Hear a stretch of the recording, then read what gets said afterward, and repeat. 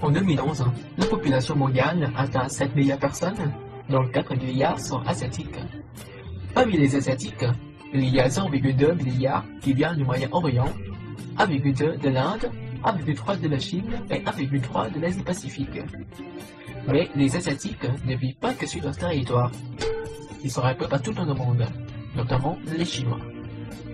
Grâce à l'apparence physique, on peut facilement reconnaître un Indien ou un Arabe parmi les Chinois, mais pour les gens, les Vietnamiens et les Chinois sont pareils. Ils sont petits, avec des yeux brillés. Ils mangent du riz avec des baguettes pendant toute l'année. Ils sont des génies en mathématiques et travaillent comme des fous. Donc, comment on peut reconnaître un Vietnamien parmi les Chinois? D'abord, il faut savoir la position géographique du Vietnam dans le monde.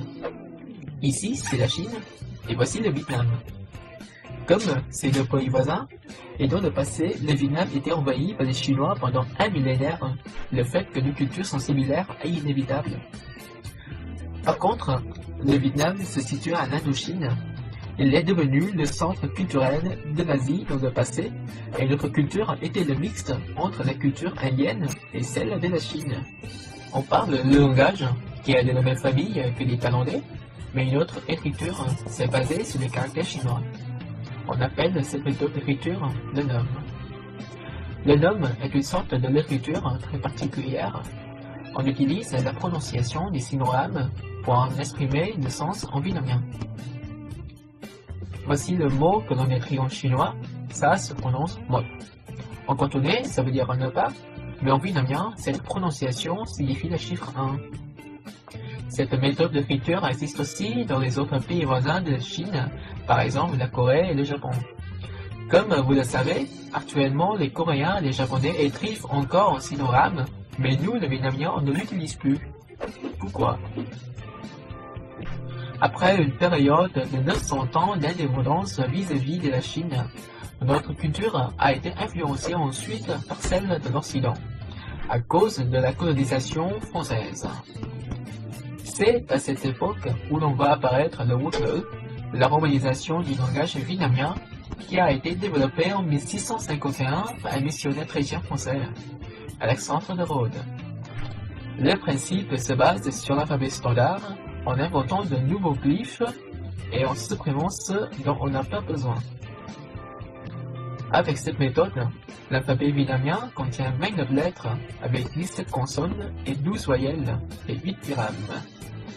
Pour exprimer les 6 tons dans le vocabulaire vietnamien, on a ajouté les accents sur les voyelles.